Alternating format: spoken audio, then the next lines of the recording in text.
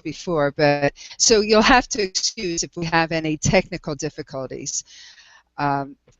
We're doing our best. Lori Ryan is over here helping me, producing.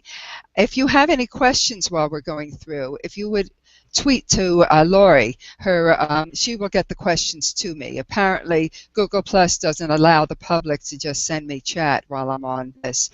Her Twitter account is @Ryan, R-Y-A-N, _Lori, L-O-R-I.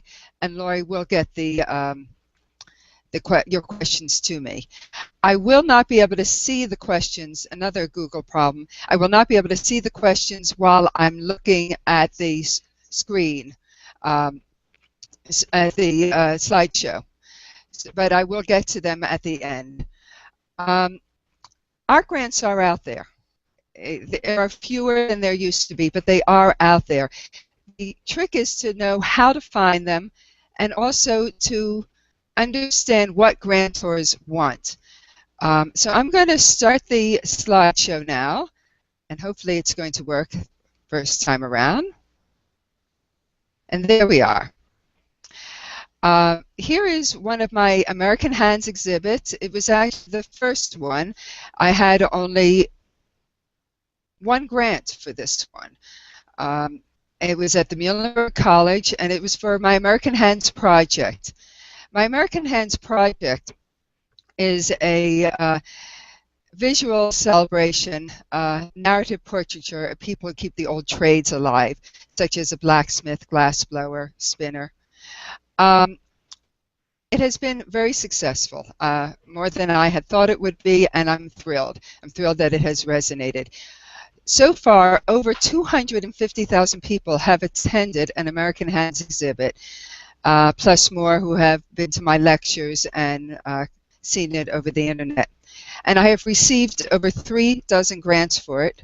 I have various corporate sponsors, which is quite an honor. And mostly for all of us as artists, it's also that it was a great artistic satisfaction to conceive of this project and have people respect it. So now you have a great project you're dying to do. You're passionate about it. You know that you're going to be able to keep it going for a long time and that it's going to be meaningful. Now, what the heck do you do about this project other than make great pictures?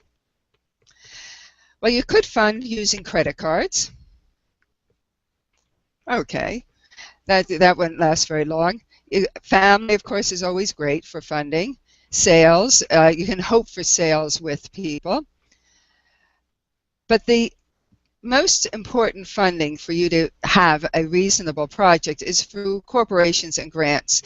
These are some of my corporate sponsors and my grants that I've received. I've received others. How do you start? Start locally. Start small. You need to build up a portfolio of grants. And you also need to get into a rhythm of how it works. You will find that there are lots of state or county arts councils. Here in Pennsylvania, the Pennsylvania Council of the Arts has a wonderful project called Partners in the Arts, in which they fund the various regional arts councils, and the arts councils give grants for events that are going to be happening within their region. The New York Foundation for the Arts has fabulous grants. I wish I lived in New York. It's some great grants out there. Mid-Atlantic Arts Foundation covers several states. Look at your local government, your local arts councils. Start with them. Look to regional foundations. Corporations. Sometimes a corporation that is based in a town or a city knows that it's their civic duty to support the arts, and they will have a liaison, an officer, I can't get the word out right now, to help you with that, to help you find what funding that corporation may have for you. It doesn't hurt to just talk to people. Actually, that's how I learned. I learned because I had some wonderful mentors. Now, once you have a few grants under your belt, it's time to go wider. The Foundation Center is an enormous database, and it costs money to access it. However, they have auxiliary computers socked away in hundreds of places in libraries and other types of local community centers that you can access them for free. If you go on the Foundation Center and ask them and search for the map, you will see a map filled with all kinds of locations near you.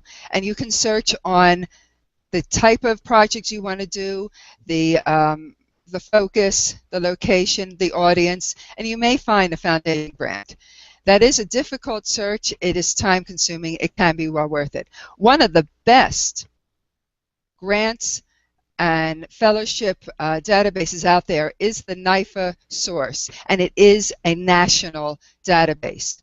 Actually, it's an international database, so that it will have opportunities from everywhere. Check them out. If you're a writer, PEN American Center has a wonderful, wonderful database for you. Lower Manhattan Cultural Center is another type of database resource that you can look for. Go online, and if you are in Iowa, do Iowa grants and do a search, and you may find something. Now, the important thing is, I was really intimidated by grant applications. It took me 4 years from the time someone first suggested that I apply to finally get up my nerve to do it. Don't be intimidated. Just do your best, follow the instructions carefully, and ask questions. The biggest issue is that people don't follow what the grantor really wants. But there are plenty of free workshops out there. Just about all the community and government grantors give free workshops. Go to the workshops, even if it isn't about a grant that you're interested in. Learn how the grant process works. Ask questions. Find people at that workshop, maybe even the person running the workshop, who might help you answer questions. Read the guidelines carefully. Be sure you are answering the questions. And the biggest thing, the most important thing, is to tell a great story. Well, the next most important thing. Tell a great story that will intrigue them. Get your passion for your project onto the paper. I've sat in on a grant jury, and I've read grant applications, and the ones that captured my imagination with their story are the ones that I just felt we had to fund. And that's the way you want them to think. Now, the other really important thing, of course, is get everything in before the deadline. Don't wait till the last minute. You'll be sorry if you do. Now, the way to approach a grant application is a way that we have not been taught as artists. We did not take business classes in art school or wherever you studied your art. And actually, that's the one thing I tell young artists, is that they have to take business classes in school, because a grant application is a business plan. You are setting forth what you are going to do, how you are going to do it, and where it's going to happen, all the details. You need to establish your purpose. They want essentially a mission statement. Why are you doing this? What is your aim for this project? For instance, my American Hands project has a five-fold mission statement. It's to inspire people with creativity, to help them understand, with other people's creativity, understand their own potential creativity, to honor the artisans who are working, and such. You have to know your purpose. You have to know how long the project is going to last. Now, this is important. All of these points, by the way, are important for you in establishing a project, even if you weren't going for a grant. You want to know the logistics. How are you going to get your pictures? Where are the pictures going to be coming from? Who are going to be your subjects, or what are going to be your subjects? How are you going to get your pictures to the venue? All the logistics. What are the connections that you can make? Who are the people who can help you make this happen? your venue, where is it going to be? Budget. Now, the budget is a whole nother issue that we'll get to in a few minutes. Again, don't be intimidated about a budget. If you're in business, you've done budgets before. But let's go further into those details. Why are you doing this project? What is it that you hope will be the outcome? I mean, are people going to do something because of this? Are they going to feel something? And all of these issues about your purpose is really helping you capture your passion on the paper of the grant. I mean, why do you care about this subject? And not only will the story grow as you move forward, but how are you as a human being going to learn from it, and how will you be creatively challenged as an artist by it? Duration is very important. A lot of grants are for very specific time periods. Some of them are to help ongoing projects. So you have to define your duration. And for you, as the project manager, as the artist, you have to think very seriously for yourself. Can you maintain your passion for this project through the entire period? If you feel that you can't, don't go into it. Every project is going to be longer than you expect it to be, and it's going to demand a lot of you, emotionally, creatively, time-wise, financially, and you have to be sure you can handle it.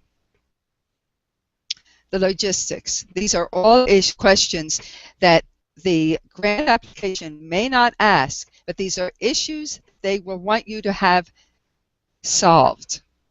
When will you work on the project?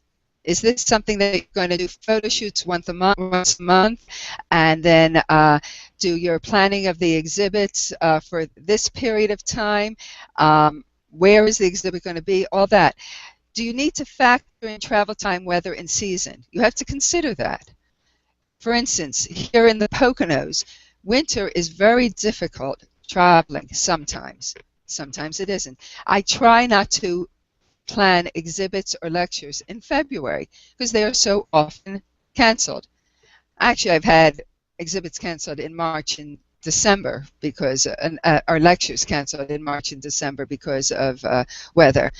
You have to also be flexible about if you're in a bad weather area, you have to be flexible about the day you're going to install your exhibit and the day you're going to take it down. What do you need in terms of transportation? For instance, my exhibit has gotten so large that at this point we take a minivan and my assistant's SUV, and it's filled to the rafters. So at this point I'm probably looking at getting a van, a larger van for the exhibit. Connections and communications. This is about networking. This is your social network. This is your professional network.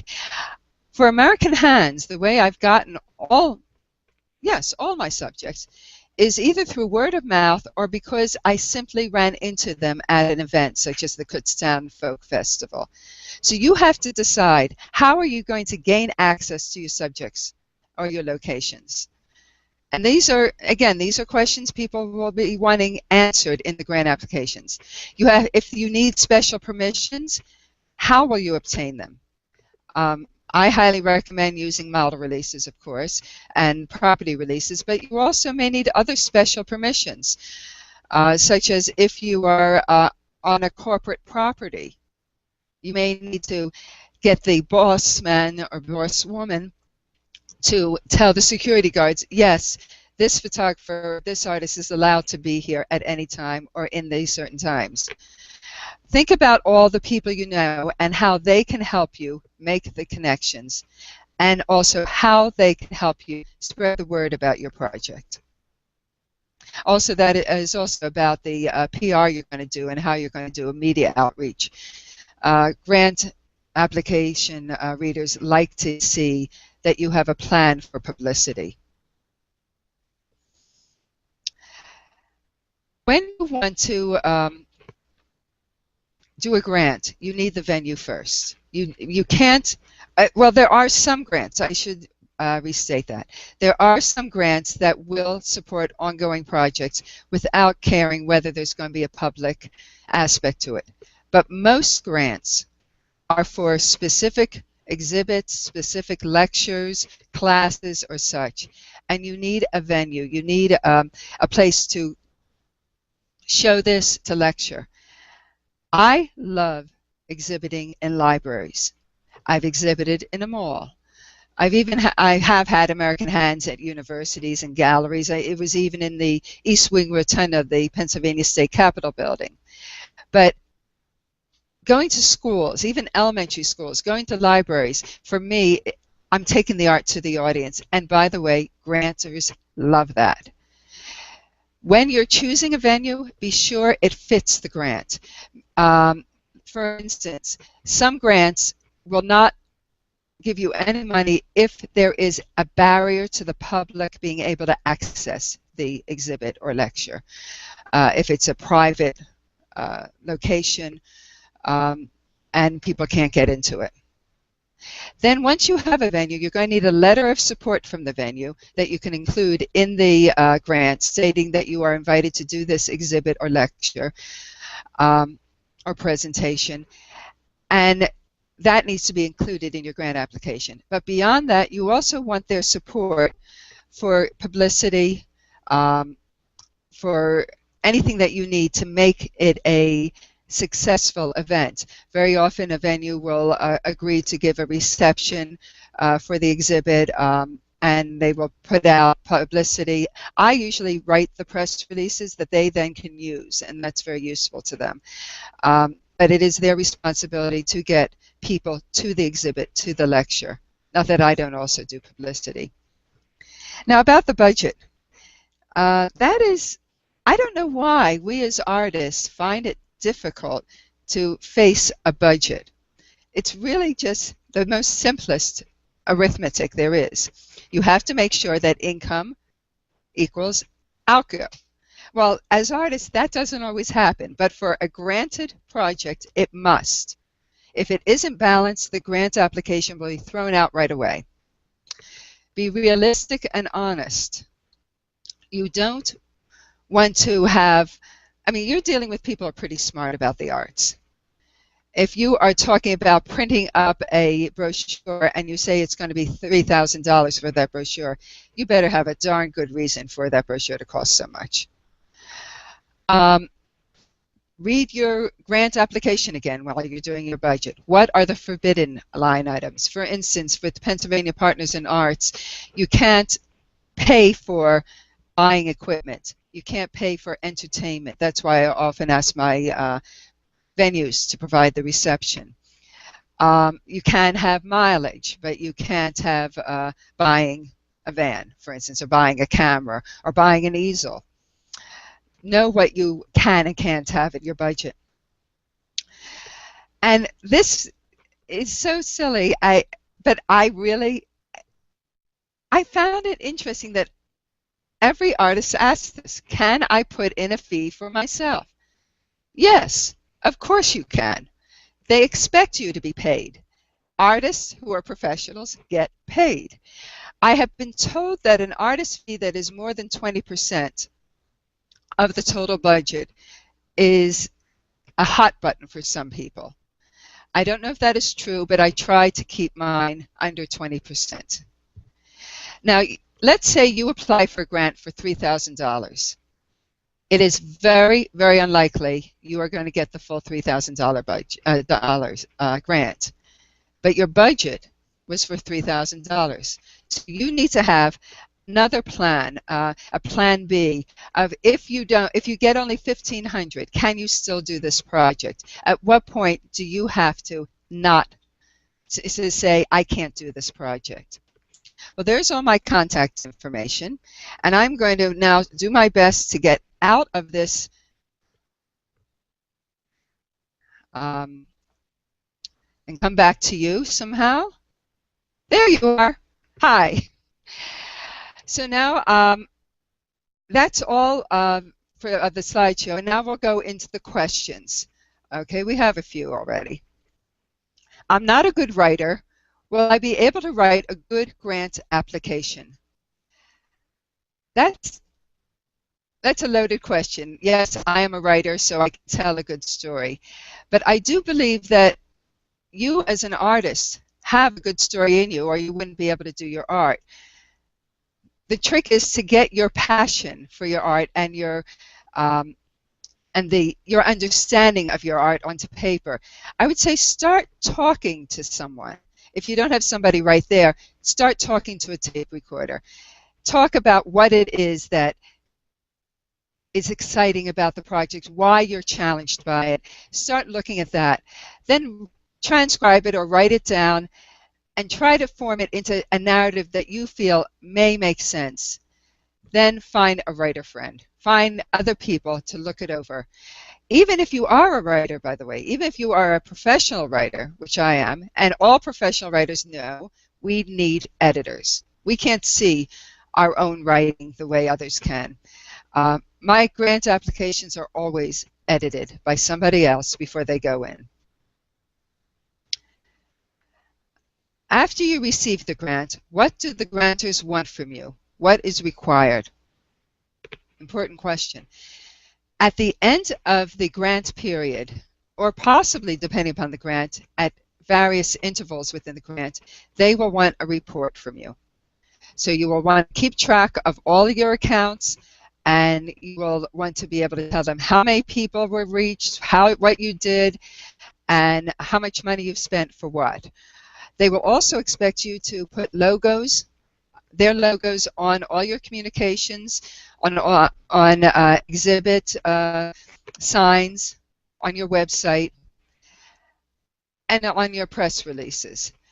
But you should also be bragging, hey, I got such and such a grant, and let the world know about it. They are thrilled that you do that. What is fiscal sponsorship? I'm honored that American Hands is fiscally sponsored by the New York Foundation for the Arts Artspire project, which is a national project. It isn't just for New York artists. I'm a Pennsylvania artist. There are a number of grants, many grants. If you go to the Foundation Center database, you might get a bit frustrated because so many of the grants are only for nonprofit organizations. They do have a number for individual artists, but the vast majority in that database are only for nonprofits. If you want to become a nonprofit organization with your project, the paperwork, the legal issues are enormous. But if you are fiscally sponsored by an organization like the New York Foundation for the Arts, they can then confer their nonprofit status on your project, and they become the administrator of the funds that come in. They take a small percentage, but they also provide thank you letters and tax deduction letters to contributors, and that's very useful. They do, depending upon their fiscal sponsor, and they do not have creative control, which is very important to all of us. If anybody wants to have creative control and to be a fiscal sponsor, I would steer away from them. I think NYFA is the first place to go because they really know what they're doing. And that isn't just because they sponsored me. They were the first place I went to, and they accepted me, so I was very thrilled. How do you approach venues for your work? You have to think about what the venue is right for you. For the project, who your audience is. My audience is the general public rather than the art appreciative public, although the art appreciative public seems to enjoy American Hands. I really want to reach people who may never go to art galleries or museums. So I approach schools and libraries, community centers, as well as universities and art galleries. I have a good website. It's amhands.com that speaks well for myself. And I call. I just say, I have this project. This is what it is. First, you find out who's the person in charge, who will make the decision. Find out if they ever did exhibits, because a number of libraries had never done exhibits, so I first have to explain to them how they can do it. But talk to the person who can make a decision and make it easy for them to say yes. so that it's not work for them. I do all the installations myself or with an assistant. I do ask help in unloading my car and van. I do ask for help on publicity and the reception. But generally, they are thrilled to receive the exhibit. They get nervous sometimes that it's not going to fit their area, or that it might be too highbrow. So it's best to just be yourself, explain your project, talk to them, address their concerns, and you'll get venues. You will get lots of venues. I have a waiting line, a waiting list. I shouldn't say waiting list. I have a list of exhibits going in for a number of years, up to 2015 right now. And we're still open to others. I try to do at least 6 exhibits a year. Do you pay taxes on grant money? Definitely. Definitely, definitely. But you keep good records. Unless you are fiscally sponsored, by the way. Well, I'm going to have to verify that. You definitely have to pay taxes. It's income. And talk to a tax accountant, not me, about taxes. I don't do my own taxes at all. What happens if something changes in the project after you've received the grant? That happened to me once. A venue did not follow through, and they did 0 publicity for this lecture that they had promised me would be sold out. And not that there was any fee, but they said it was going to be standing room only. They were very excited about the presentation I was going to give. I arrived, there wasn't a single person there. That was very upsetting. I mean, I've given lectures to hundreds of people. I've given lectures to as few as 5. I don't mind it being a small audience. But nobody? I've never had that happen before. I don't even think they posted it on their website. Since then, I've learned to double check what people do. The next day, I called the grantor and I said, this is what happened. The exhibit is up in their hall, but there was nobody there at the lecture. What do I do? I mean, I've spent the money already, and the money included preparing for the lecture. Her response to me was, it wasn't your fault, Sally. It was the venue's fault. Don't worry about it. Just write it exactly what happened in your grant report. I was very lucky. You'll have to talk to the grantor if anything happens. Well, that's all we have time for right now. If you have further questions for me about grants, please send them to me here on Google Plus or on my website, grata.net. You have my email address there, sally@grata.net. This is the first in an ongoing series of Arts and Letters Hangouts that Daniel Grata and I are going to do. Some of them will be webinars like this, but most of them are going to be interviews and roundtables about all kinds of issues related to the arts and literature and things that we're curious about. The next Hangout that Daniel and I will do together will be August 14th. And we will be talking with the woman who's right now producing this, because I am in awe of her photography. Lori Ryan does memoir photography, and it's been recognized for not only the passionate beauty, but the stark honesty and significant personal courage that was that she had to have to do these photographs. Lori is also a former editor with 2 top stock photo agencies and an adjunct instructor of art at Keystone College. We'll talk to her about how an artist can develop a personal project that can be a creative challenge that you'll love doing, as well as be meaningful to the public, potential exhibits, venues, and grantors. So that's it for today's.